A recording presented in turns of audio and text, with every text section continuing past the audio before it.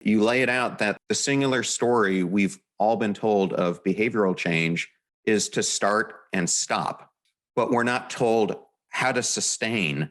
And why is that so important?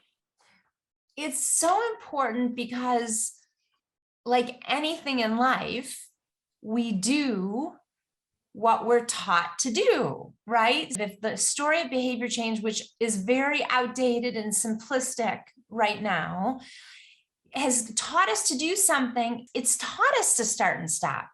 The story hasn't been focused on sustainability. Let's shunt that word and talk about what it really means. It hasn't taught us how to adaptively, successfully navigate these micro choices that underlie the path of sustainability. If we want to create consistent decisions that keep us on the path of lasting change, then we need to be taught how to do it. And not just taught, because education is definitely not enough.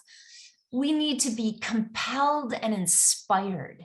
And that's the other part of the joy choice that I think is really important. I was giving a lecture in Texas a couple of weeks ago, and this very esteemed professor at the end of it said, "Okay, Michelle, I'm going to push back.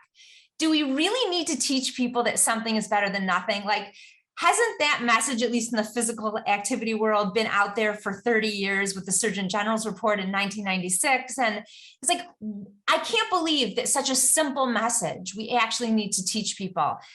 And I said, not only do we need to teach people, yes, yes, and yes, we need to do something more. Because it's been out there for 30 years, that's a sign that what we've been doing is actually ineffective. So what we need to do is we need to absolutely leap from simply giving people the updated science to making it compelling and meaningful. And so let me tell you how to do that with this. So here is how it goes. And there's a new integrative theory on joy that lends itself perfectly to the joy choice.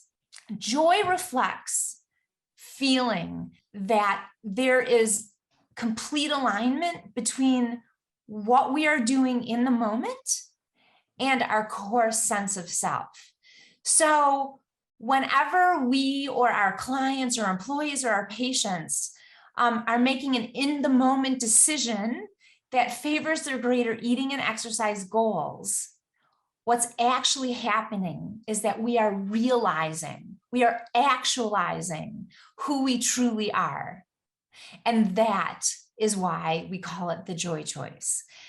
If we need to start believing, and it is truly the case, that when any micro choice we make that is aiming to help us take care of ourselves, whether it's through choosing, and the key is in perfectly imperfect ways, because we can't do it perfectly. So we need to adapt this more flexible approach that science shows literally is what works for most people.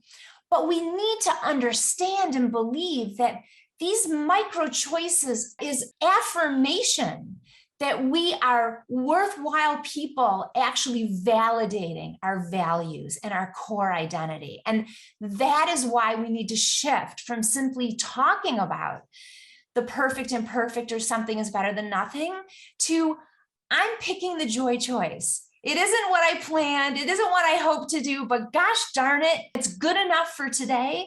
I'm going to give myself and my eating some grace, but I am staying on that path with this teeny little micro choice.